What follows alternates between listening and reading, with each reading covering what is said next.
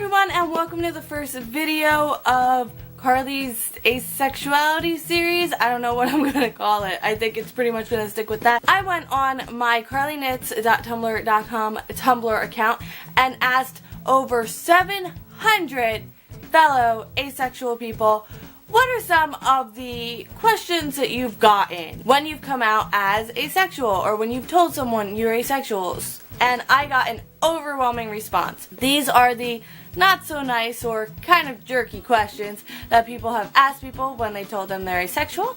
I've compiled the most common ones, ones that only apply to demisexuals, some that I literally had never thought of before. Like, I know we all know some of the most common ridiculous ones, but there are some that kind of blew my mind. So let's get started. Here's category 1. Aesthetic attraction. Wait, so you don't find people attractive? You're not attracted to anyone? But you said that actor was sexy the other day. I'm asexual. I'm not blind. You're either asking me this because A, I just said someone was sexy and you're trying to catch me in a loophole and invalidate me, or B, you honestly don't know the difference between aesthetic attraction and sexual attraction. That's totally okay. That confuses a lot of asexual people too. If you honestly don't know the difference, then yeah, ask. But do it in a way that doesn't make it sound like you're accusing the other person of lying about their sexuality. Speaking of lying about your sexuality, category 2, invalidation. But that isn't real. How do you know? What does that actually mean? Is this an internet thing? No, you can't be asexual. You're dating blank. So you're like pansexual, bisexual. How can you be asexual? You just said you liked people. First of all, you're coming into this assuming you know more about me than I do. You're already wrong. Trust me, if I'm feeling comfortable enough to come out to you, then I've already done my research and I already know what I'm talking about. If you ask me how I know because you're also questioning, then that's okay, because you're asking me how I found the confidence or how I found it that I know. That's fine, but if you're asking me how I know because you think I can't possibly know, then guess what? You're being a jerk. And just because somebody learned about something on the internet doesn't mean it doesn't exist in the real world. I mean, there were asexuals, or I believe the term before asexuality was non-sexual. Go check out Swank Ivy's channel because she does a lot of stuff on this. But there were asexuals before the internet, way before the internet, and like way before the internet. So already your argument kind of not holding up. And also, just because I'm dating someone doesn't invalidate my sexuality. You don't know the inner workings or the intimacy of our relationship. You didn't catch me in a loophole, dude. Most of these questions, I feel like you're trying to catch me in a loophole. You're not a lawyer, or if you are, then you should have enough common sense not to ask invasive questions about people's lives when they're comfortable enough to tell you about something. Again, if romantic and sexual attraction confuse you, then that's okay. It confuses a lot of people. Number 3, the invasive have you had sex or not questions. But you've had like a lot of sex, so how can you be asexual? How would you know if you never dated anyone? Have you even had sex? Are you sure you're not just a prude or afraid? How do you know you're asexual if you're a virgin? Are you sure you don't need sex? First off, asexuality is about sexual attraction, not actions. Someone could literally have sex every night and still be asexual if they do not experience sexual attraction. Furthermore, you're asking invasive questions about my personal sex life. How close are we? Have we ever talked about this before? Am I just meeting you for the first time? Like, how close is our relationship? Because guess what? If we're close enough that we've talked about this before, then you already know the answers and you don't need to be asking these questions. Plus, what answer are you looking for here? Because if I say yes, I've had sex, you're gonna come at me with, well, then you can't be asexual because you've had sex. And if I say no, you're gonna say, but you've never had it before. How do you know? So really, you've put me in a no-win situation. What are you looking to gain by asking these questions? Plus, can we stop with prude? I mean, it's such a judgmental and loaded term. Even a prude or someone who's afraid of sex or afraid of their first time can feel sexual attraction. It does not equal asexuality. Number 4, this was a really common one. And I think it's especially frustrating for those of us who are over 18 and who are adults. So here we go.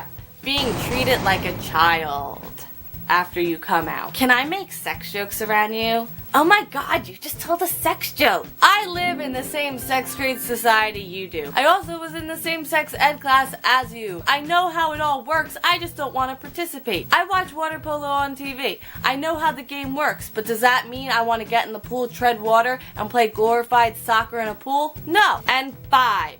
The totally what questions? Now I'm going to be going through these questions one by one because, trust me, they need to be addressed one by one. Asexuals can't get married. How come you're married? Well, obviously asexuals can get married if you're asking this to a married person. What were you looking to gain by asking this question? If you're asking about how an asexual marriage works, or a marriage between an asexual and someone who experienced sexual attraction works, then there's a lot better way to ask this question that's not patronizing and is not including the specific person you're talking to. Because asking about someone's personal sex life is a lot different than asking in a third-party way. Are you a self-impregnating intersex person? Now, I'm sure the person that asked this did not ask it in those terms. I'm sure the person who submitted this to me cleaned that sentence up a lot. There is nothing wrong with being intersex, just like there's nothing wrong with being asexual. But one is a physical thing and one is a sexuality. Two totally separate things. Plus, you already know that humans can't impregnate themselves. So again, you ask this question just to be a jerk. How could you be asexual? You're so cute and you have such a nice smile. You're too pretty to be asexual. First of all, you were saying that my worth is determined by how much sex I am having, and that in itself is a jerk thing to say, and also pretty offensive to the person you're talking to. Does that mean you're a plant? Does that mean you're a bug? Does that mean you're an alien? First of all, I am standing right in front of you, so I'm obviously not a plant or a bug. You would be able to tell. I mean, come on, I'm pretty sure you would be able to tell. But on the other hand, yes, I am an alien, and when we decide to invade and colonize, you are first on the list, my friend. Does that mean you can clone yourself? Trust me, if I could clone myself, I already would have and smacked you twice. So the answer is no. Won't you get lonely? I mean, your family isn't going to be there forever. Thanks for reminding me that one day my loved ones will no longer be with us. That was a really great thing to do, especially if I'm starting my day and it's first thing in the morning. But to address your point, there's also this magical thing called friendship that we all forge during our lives that lasts for a lifetime if you're lucky, or there's this magical thing called meeting new people and making new friends throughout your life. So no, I'm never going to be lonely.